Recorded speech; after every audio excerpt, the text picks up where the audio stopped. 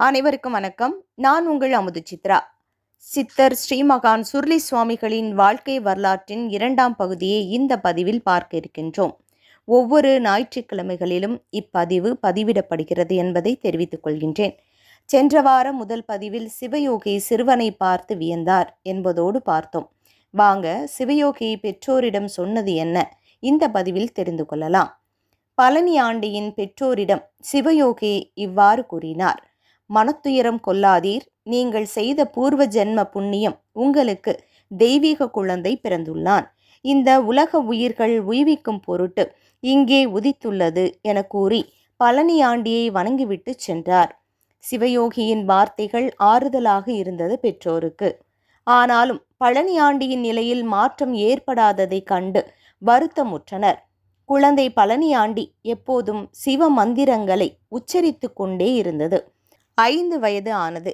கல்வி கற்க குருகுலம் ஒன்றில் பழனி ஆண்டியை சேர்த்தனர். கற்கச் சென்ற குருகுலத்தில் பல்வேறு அதிசய நிகழ்வுகள் நடந்தன.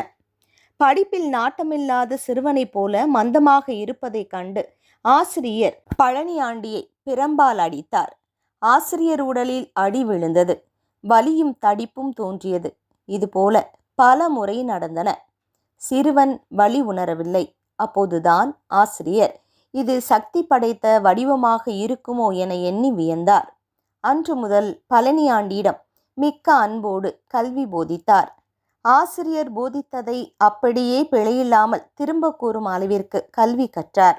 ஆசிரியர் பழனி ஆண்டி கண்களை மூடிக்கொண்டு பத்மாசனத்தில் இருப்பதை பார்த்து நடத்திய பாடங்களை சொல் என்றால் சுவடியை பாராமல் அதில் உள்ளவற்றை விரிவான விளக்கத்துடன் ஒப்புவிப்பார்.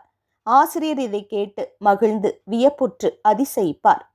ஆசிரியரிடம் கல்வி பயின்று வரும் காலத்தில் ஒரு நாள் பழனி ஆண்டி, ஐயா, உங்கள் வீட்டு திண்ணையில் இருந்து உங்கள் குழந்தை கீழே விழுந்து மண்டை உடைந்து இரத்தப்பெருக்குடன் மயக்கமுற்று உள்ளது. உதவ ஆளின்றி உங்கள் மனைவி தவிக்கிறார். நீங்கள் உடனே சென்று குழந்தைக்கு சிகிச்சை செய்யுங்கள் என்று கூறினார். சிறுவன் ஏதோ சொல்கிறான் என்று அதனை பொருள்படுத்தாத ஆசிரியர் எதற்கும் சென்று வீட்டிற்கு பார்த்து வருவோம் என்று வீடு நோக்கி நடந்தார். எதிரே ஒருவர் பதட்டமாக ஆசிரியரை நோக்கி ஓடி வந்து குழந்தைக்கு மண்டை உடைந்த விவரத்தை கூறினார். விரைந்து சென்று குழந்தையை வைத்தியரிடம் அழைத்து சென்று விட்டு மீண்டும் பள்ளிக்கு வந்து பழனி ஆண்டி முன்பு பணிவாக, நான் சிறுவனிடம் நடந்து கொள்வது போல் தங்களிடம் நடந்து கொண்டதற்கு மன்னிக்கவும், முக்காலமும் உணர்ந்த ஞானி நீங்கள் என்று வணங்கி நின்றார். இந்த நிகழ்விற்கு பிறகு பழனி ஆண்டி பள்ளிக்கு வரும்போதெல்லாம் சிரம் தாழ்த்தி வணங்குவதை வழக்கமாக்கி கொண்டார் ஆசிரியர். ஆசிரியர் தம்மை பற்றி அறிந்து கொண்டு விட்டார் என்று முடிவு செய்து பள்ளிக்கு வருவதை அடியோடு நிறுத்திவிட்டு கோவில் குளம் என்று தனிமையான இடத்தை தேடி சென்று தியானத்தில் அமர்ந்து விடுவார் பழனி ஆண்டி. இவ்வாறு சென்று கொண்டிருந்த பழனி ஆண்டி வாழ்வில் ஒரு துயர நிகழ்வு நடந்தது. அது என்ன?